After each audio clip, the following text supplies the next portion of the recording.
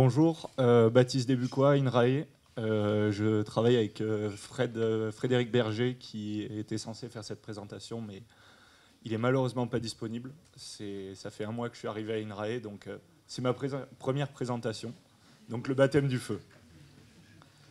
Donc moi je vais vous parler de ce dont on a évoqué un peu plus tôt dans la présentation, dans le séminaire, donc les solutions fondées sur la forêt, qui sont un petit peu les grands-mères des solutions fondées sur la nature. Donc on part d'un constat qui est en gros tout ce qui est en haut finira forcément en bas. Tout ce qui est en haut finira forcément en bas. Donc comme vous pouvez le voir sur cette image, on a un risque. Donc avec un bloc, on a un aléa avec un bloc et un enjeu en dessous. Donc ça nous donne un risque. Et en France, généralement, on prévient les risques par des panneaux comme ça. Donc là, le géologue a très bien travaillé. Il a posé le panneau exactement là où le rocher est tombé. Donc c'est plutôt bien fait. Donc, dans le cadre des risques gravitaires, on parle de la mise en mouvement d'une masse. Donc cette mise en mouvement, elle fait suite à un événement. Donc dans le premier cas, on a toutes les forces qui s'annulent. On a un événement qui fait qu'il y a une mise en mouvement. Et donc la masse descend selon la ligne de plus grande pente. Donc ces mises en mouvement, elles adviennent sur des blocs, sur des avalanches et sur des glissements de terrain. Donc on observe trois zones sur ces mouvements. La zone de départ, donc, qui peut être plus ou moins grande en fonction de l'événement. Ça peut être assez grand dans le cas d'une avalanche. La zone d'écoulement, donc, où le phénomène se propage et peut provoquer des dégâts. Et la zone d'arrêt, et la zone d'arrêt, donc, où le phénomène se termine et où on a un dépôt des matériaux qui sont transportés. Donc, on parle des solutions fondées sur la forêt avec des mesures, mais qu'est-ce qui existe concrètement? Donc il faut déjà savoir que la forêt, elle est en constante augmentation, donc avec plus de 7 millions d'hectares qui ont été gagnés depuis les années 1840. Donc c'est plutôt pas mal. Ça fait 71% d'augmentation. Et aujourd'hui, on est à presque 17 millions d'hectares. Donc, les solutions fondées sur la forêt, elles prennent un petit peu leur source à la suite de crues catastrophiques sur les grands fleuves français qui ont fait des morts dans les grandes villes françaises et qui ont provoqué quelques questionnements et surtout quelques lois, donc les lois de reforestation et de réengazonnement des terrains de montagne, donc au milieu du 19e siècle avec Napoléon qui les met en place. Et enfin, les lois de 1882, avec la mise en place de la restauration et la conservation des terrains de montagne, et donc le RTM. Ces lois, elles avaient pour objectif de réengazonner et de planter des forêts aux endroits où c'était possible. Donc là, vous avez deux exemples. À Chaudun, donc pas très loin d'ici, où il y a eu un livre assez intéressant qui a été écrit. Et le col... Et en fait, 2 fois Chaudin, pardon. Donc, un autre endroit qui est assez célèbre, c'est la montagne de Céuse, donc, que vous voyez là.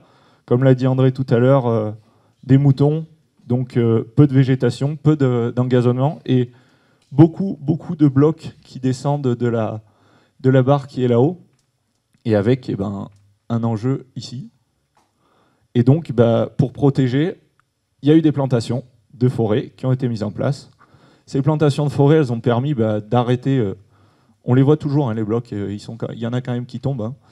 Elles ont permis de protéger donc les enjeux qui sont en dessous, mais elles ont un petit inconvénient, c'est qu'on ne voit plus les témoins du passé, entre guillemets, et donc tous les blocs qui descendaient. Et donc, ça pose parfois des problèmes avec l'urbanisation. Donc là, on est parti à Crolles, donc avec juste au-dessus, là, le Saint-Hénard, qui lâche pas mal de blocs, donc pareil, un parcellaire agricole qui était pâturé, etc. Et aujourd'hui une forêt, donc on ne voit plus les blocs, et une urbanisation qui remonte jusqu'à potentiellement être atteinte, avoir des probabilités d'atteinte par des blocs, et donc la mise en danger des enjeux humains. Les solutions fondées sur la forêt qui ont été mises en place, c'est pas seulement des plantations, et en fait le RTM n'a pas fait que des solutions fondées sur la forêt. Ils ont fait aussi beaucoup de génie civil, donc avec des seuils de correction torrentielle qui ont permis de diminuer les transports de matériaux. Marie-Pierre, tu me corriges si jamais je dis une bêtise. Et on continue d'en faire. Donc là, c'est une photo qui a été prise en Slovénie avec des seuils de correction torrentielle qui ont été faits en bois. Donc le bois issu de la parcelle autour, hein, qui a permis de construire des ouvrages et donc de continuer d'utiliser des solutions fondées sur la nature un petit peu. Donc quels sont les effets de ces solutions fondées sur la forêt en fonction des aléas? Donc pour les avalanches, au niveau des zones de départ, on a une interception de la neige et la métamorphose du manteau neigeux, donc ça permet de fixer les zones de départ entre guillemets. Pour l'aléa rocheux, on a un effet stabilisateur seulement sur les éboulis. La forêt joue un rôle négatif dans le cadre des départs de chute de blocs avec des racines qui se mettent dans les fissures, qui grossissent et qui font partir des blocs. Et pour les aléas liés à l'eau, notamment les aléas liés à l'eau, c'est surtout les glissements de terrain, parce que l'eau est le moteur des glissements de terrain. On a une stabilisation des pentes, une interception des précipitations, et en fait un effet de pompage qui est dû à l'évapotranspiration des arbres. Sur les zones de propagation et d'arrêt, pour les avalanches, on a un effet de frein et de canalisation. Je vais vous montrer une photo juste après qui le traduit assez bien. Mais par contre, on a un effet négatif qui est l'effet bélier. Tous les arbres qui sont arrachés se retrouvent à l'avant du front de neige et font un effet bélier, tout bêtement. Au niveau de l'aléa rocheux, on a un effet de frein, de canalisation. Par contre, on peut avoir un effet d'embâcle, donc un bloc qui s'arrête sur un arbre, l'arbre meurt, le bloc repart, potentiellement. Et enfin, sur l'aléa lié à l'eau, on a un piégeage des matériaux qui est dû à la partie végétale, en fait. Ce n'est pas forcément des solutions fondées sur la forêt, c'est la partie verte qui est intéressante. Une résistance à l'érosion, mais par contre, on a un effet, comme pour les autres, si on a un glissement de terrain important et qu'il emmène des arbres, on va avoir des embâcles et des ruptures. Au niveau de l'échelle, pour les avalanches, on travaille à l'échelle du couloir d'avalanche, du versant parfois, mais on peut stabiliser un tout petit bassin versant d'avalanche. Pour l'aléa rocheux, c'est pareil. Par contre, pour l'aléa lié à l'eau, il faut travailler à des échelles plus grandes, donc à l'échelle du bassin versant. Donc, encore une fois, hein, chute de bloc, enjeu, le bloc tombe, il écrase la maison, c'est triste. Comment on fait pour ne pas avoir ça? Donc on a des protections qui sont dites actives, donc empêcher le phénomène de se produire, avec des filets de plaquage par exemple, ou alors des protections passives, donc le phénomène se produit mais on l'empêche de nuire. Et nous, au milieu de tout ça, on vient prendre en compte en fait la forêt qui est présente, ce qui nous permet de se dire on va essayer d'utiliser l'existant ou de le gérer au mieux pour améliorer ces solutions qui sont actives et passives. Et on voit ici donc, des solutions, comme je vous disais tout à l'heure, 2 petits couloirs d'avalanche, ce n'est pas des pistes de ski. Et ici, un même faciès qui est complètement boisé, avec pas de couloir d'avalanche dans le faciès boisé, tandis que dans le faciès non boisé, on a des couloirs d'avalanche. Voilà, c'est une illustration qui nous montre assez facilement. Donc, comme je vous disais, stabilisation du manteau neigeux, les arbres vont intercepter la précipitation neigeuse. Là, vous avez un épicéa qui est tout petit, hein, qui a intercepté vraiment beaucoup de neige. Donc, ça permet de réduire la neige qui est au sol et donc de réduire ce qui va partir. Et ça fait aussi un effet simplement de pieux qui sont ancrés dans le sol et qui permettent de stabiliser le manteau neigeux. Donc, comment ça marche là? C'est une vidéo. Comment je la lance? Comment je peux lancer? Donc, on réalise des expériences au sein d'INRAE pour mieux comprendre la dissémination de l'énergie par les blocs. Donc, hop, vous l'avez vu ou pas? Donc là, il y a un bloc qui arrive, qui percute un arbre, l'arbre casse, le bloc a perdu une grande partie de son énergie, et donc il va pouvoir aller s'arrêter un petit peu plus bas à la suite de cette percussion. Donc, on essaye de comprendre en fait comment la forêt impacte les chutes de blocs, et ça c'est facteur de pas mal de choses, la pente, la longueur, la pente chute en fait. Hein. La longueur de la pente boisée, la distance d'entrée en forêt, les probabilités de rencontre qui dépendent de la densité, du nombre d'arbres par hectare, du diamètre, de la surface terrière, du bois mort au sol, des infrastructures forestières, parce que les pistes dans les pentes, ça arrête super bien les blocs. Les collègues de l'ONF s'en rendent compte assez régulièrement. Et donc là, vous avez des courbes qu'on a tracées suite à des expérimentations avec le modèle de base qui est le sapin, qui nous permet d'étalonner toutes les autres résistances. Voilà, donc encore une vidéo. Est-ce qu'elle est partie, celle-ci? Encore une vidéo donc, où on a là-haut les collègues qui lâchent un bloc. Ah. Donc, les collègues qui lâchent un bloc, voilà. Le bloc qui descend. C'est cet arbre qui est intéressant. Qui va taper et perdre toute son énergie sur ce tout petit arbre qui est là. On pourrait croire qu'il va casser, mais non. Et qui va s'arrêter juste à côté. Donc, contrairement à ce qu'on pourrait penser, ce n'est pas forcément que des gros arbres qui sont intéressants. Et ce qu'on cherche pour la fonction de protection face aux chutes de blocs, c'est une diversité. Donc voilà, on a un bloc de 36 tonnes qui a été arrêté par un arbre qui fait 20 cm, qui a perdu quasiment toute son énergie sur un arbre qui fait 20 cm de diamètre. Et là, il est même arrêté, celui-là, sur un arbre qui fait peut-être même pas 20 cm.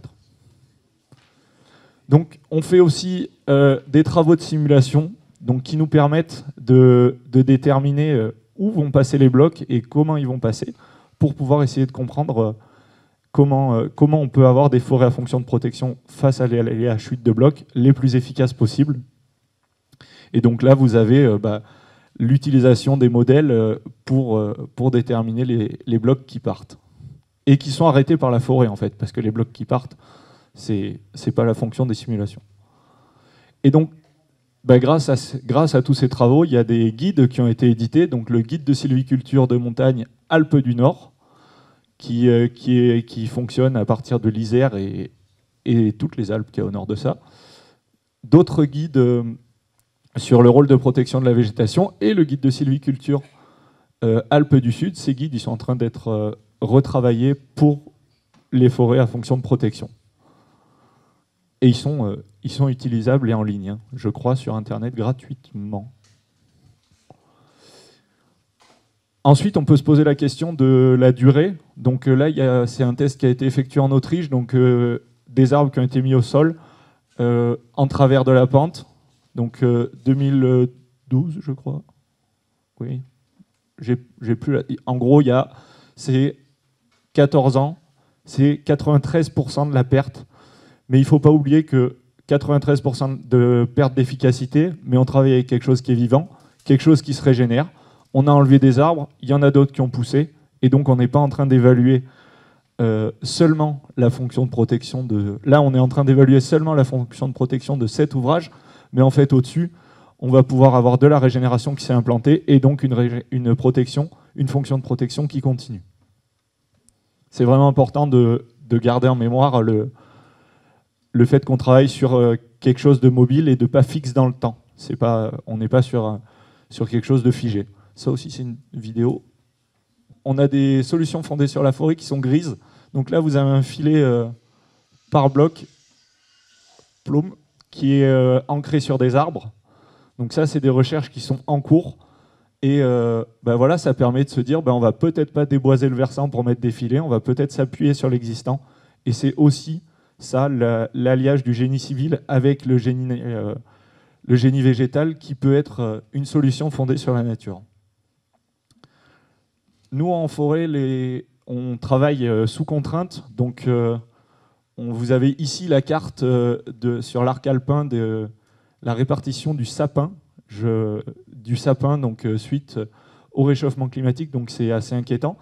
On a aussi des problématiques de qu'est-ce qui se passe s'il y a un incendie. Enfin, la forêt, elle brûle, il n'y a plus de fonction de protection, on fait comment?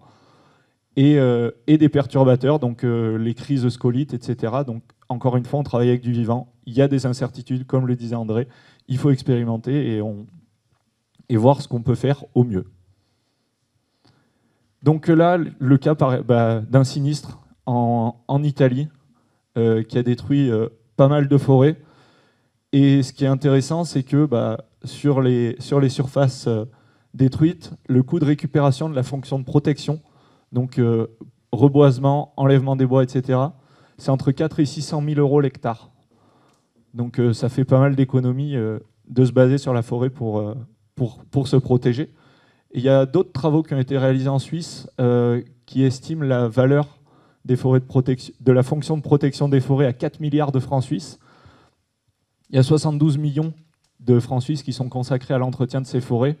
Donc l'investissement, il est de 1 pour 5. C'est 1 euro investi rapporte 55 euros. Donc c'est plutôt pas mal. C'est plutôt pratique, en fait, la forêt, au final. Donc là, encore une solution fondée sur la forêt avec des trépieds pour fixer les avalanches et des plantations. Donc les trépieds fonctionnent jusqu'à ce que les arbres soient suffisamment grands pour fixer les avalanches. Donc encore une fois, l'alliage du génie civil avec le génie végétal. Et là, le génie civil qui a pris la place du génie végétal parce que les arbres sont morts et des filets ont été posés pour pallier au manque à la perte en fait, de la fonction de protection. De la même façon ici, des arbres qui sont morts, un mouvement de terrain juste ici, je ne sais pas si vous le voyez très bien, mais des arbres qui sont morts, et donc un questionnement sur comment on va faire pour travailler avec ça.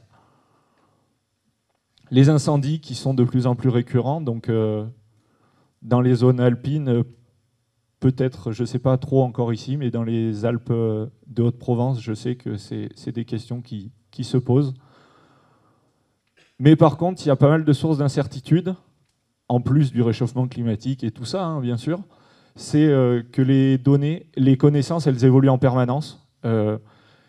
Tous les ans, en fait, par exemple, on a une base de données qui récupère des données, qui permet d'améliorer la connaissance sur les trajectoires de chute de blocs et la fonction de protection des forêts.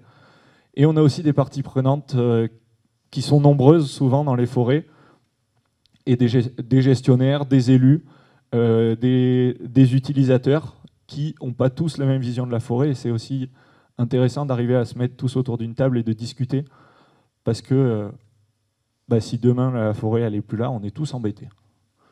Et des décideurs publics, politiques, qui sont souvent les gens qui mettent entre guillemets la main à la poche pour pouvoir nous permettre de réaliser d'une part nos études, mais aussi d'autre part nos actions sur ces forêts de protection.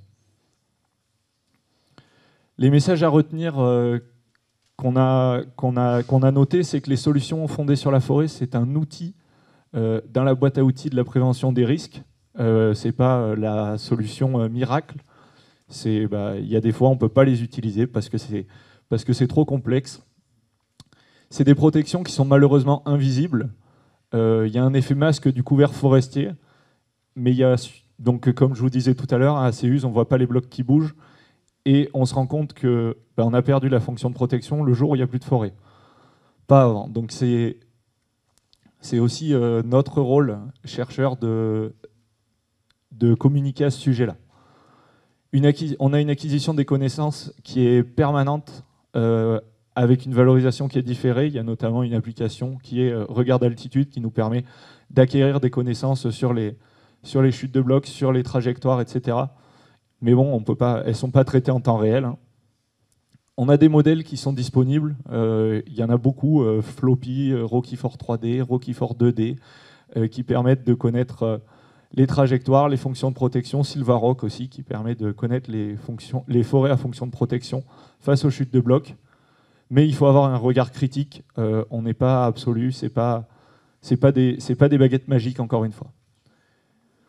C'est très important d'avoir une solidarité, un dialogue entre les acteurs concernés. Comme je vous le disais tout à l'heure, sans dialogue, il n'y a rien qui avance. Et s'il n'y a rien qui avance, on va finir par perdre la fonction de protection de la forêt et on sera embêté. Et maintenant, il y a aussi une vraie nécessité de mettre en cohérence des législations, réglementations, avec des compromis de gestion. Par exemple, sur l'agglo de Grenoble, il faut réaliser les OLD, donc obligation légale de débroussaillement, 50 mètres autour des maisons. Mais il y a des endroits où on est dans des zones de peuplement de protection. On fait comment? Voilà, j'ai fini. Merci de votre attention. Si vous avez des questions, j'essaierai d'y répondre au mieux à l'aide de mes connaissances.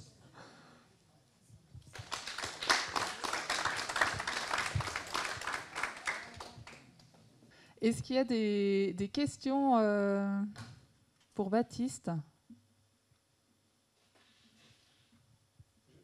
Oui. Ah.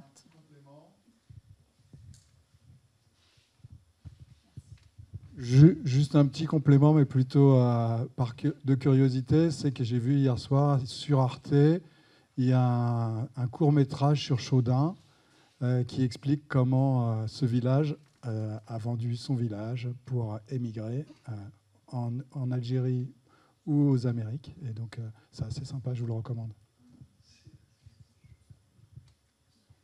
Ouais. Pas de remarques, non, je passe. En matière de gestion des risques, la question qui est soulevée dans un des messages à retenir, ça me rappelle Walt Disney, les non-anniversaires. Je ne sais plus quel dessin animé, à savoir les non-événements. Et ouais, l'enjeu de répertorier les non-événements de manière à faire prendre conscience de la préservation des budgets à consacrer à la restauration des terrains en montagne et au-delà, ça c'est une réalité, je la pose comme ça, et les enjeux demain de celui qui affiche le risque. Et à travers des documents d'urbanisme et d'aménagement qui posent les limites des enjeux tels que la protection par rapport à l'aménagement. Est-ce qu'on les considère ou pas face à l'incertitude? Il y a des écoles, couloirs, chute de bloc, ou tout ce qui est protection passive, active. Et derrière, est-ce que demain, on autorise, moyennant protection collective, de l'aménagement ou pas? Et ça fait référence au PPR et les questionnements qu'on peut avoir, alors non pas par rapport à ce qu'on peut calculer, par rapport à ce qui s'est passé, mais par rapport aux incertitudes qui sont soulevées également dans les messages à retenir sur le futur. Là, ça laisse interrogatif. La prise en compte des forêts de protection dans le réglementaire, c'est la question. Je ne sais pas si... Alors moi, j'ai absolument pas de réponse à apporter, malheureusement, j'aimerais bien. Mais c'est en effet une question intéressante. Marie-Pierre, tu...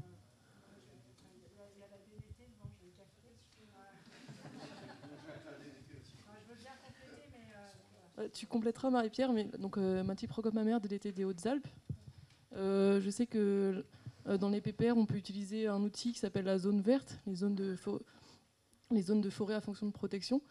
Mais je crois que dans les Hautes-Alpes, on ne le fait pas. Mais je crois que dans l'Isère, ils le font. Mais, donc ça permet de limiter le défrichement, tout ça.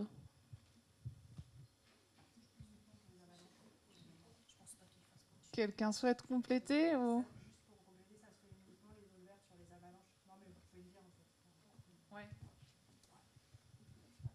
Oui, juste pour compléter, en fait, les zones vertes, ça fonctionne. Enfin, c'est fait uniquement pour les avalanches et c'est indicatif. En fait, c'est pour identifier là où, au niveau forestier, il faut travailler dessus. Mais sinon, non, la forêt, elle n'est pas prise en compte. Et les nouveaux guides PPR n'ont pas, à mon avis, identifié la prise en compte des forêts au sens diminution de l'aléa, par exemple. C'est identifié, mais c'est pas pris en compte dans la définition de l'aléa.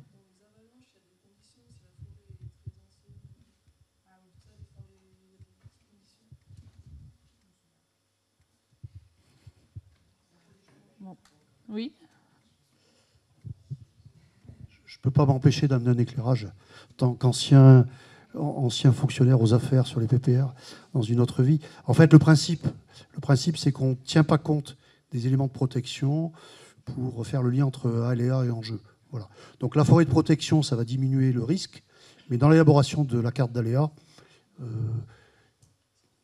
c'est un peu ce que tu as dit, c'est-à-dire qu'il peut y avoir une chute de bloc.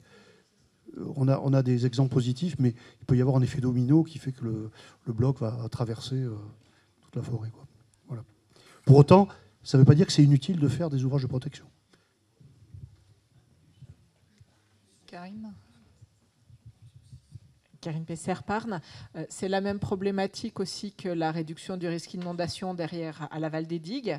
Dans les outils qui sont en cours de développement, là, notamment à INRAE, il y a quand même aujourd'hui des modélisations qui permettent la prise en compte du rôle du couvert forestier, qui peuvent être utilisées pour du dimensionnement d'ouvrages à l'aval de la forêt, mais réglementairement, aujourd'hui, il n'y a pas encore de prise en compte.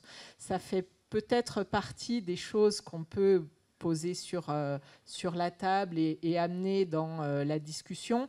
Ça me fait rebondir sur un des messages à retenir de la présentation précédente de Ignacio Palomo, qui disait un des freins aujourd'hui à la mise en œuvre des solutions fondées sur la nature, c'est le manque de soutien institutionnel.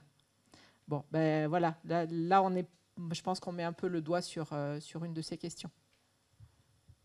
Est-ce qu'il y a d'autres questions en salle ou à distance? Mathieu? D'accord, donc à distance, les questions étaient répondues via le chat, mais est-ce qu'on ne pourrait pas faire partager la salle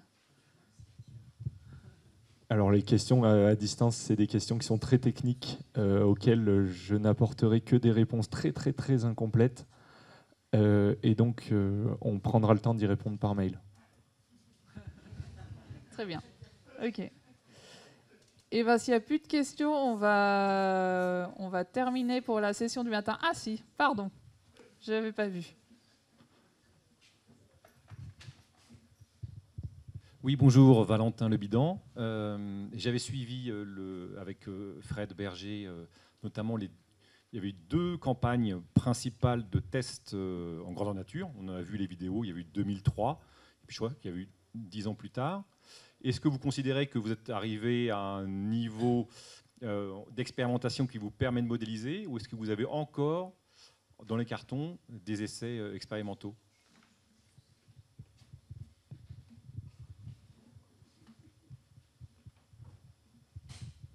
Alors, c'est une très bonne question parce que justement, on a dans les cartons des tests sur un site slovène avec post-tempête pour voir justement l'effet d'un peuplement qui serait tombé. Est-ce que c'est aussi efficace qu'un peuplement debout?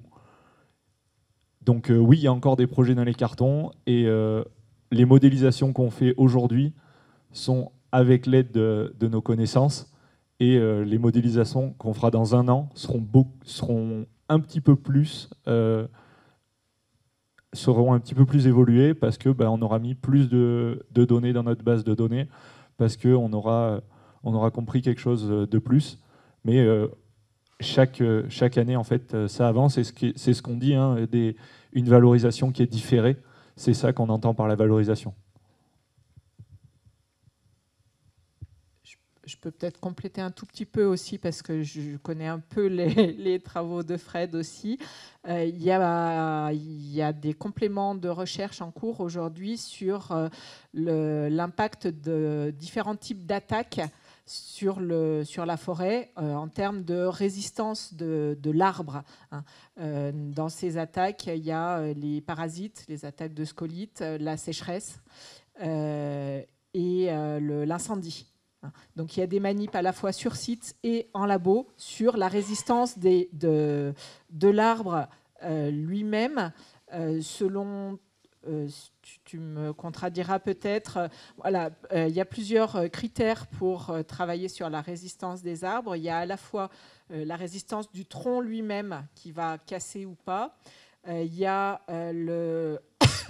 des impacts sur le système racinaire, qui ont un rôle important aussi dans l'amortissement des chutes de blocs notamment, et puis sur les problématiques d'érosion, et puis sur globalement la densité du couvert forestier et l'absorption d'eau. Voilà, donc il y a ces différents types d'impacts qui sont en cours d'investigation et de prise en compte dans des modèles. Vraiment dans ce contexte de changement climatique où il y a aujourd'hui tu l'as dit, des contraintes fortes sur la forêt. C'est des tests qui sont en cours aujourd'hui, en ce moment même, sur le terrain, avec des tests de fréquence de vibration sur des arbres sur pied, etc.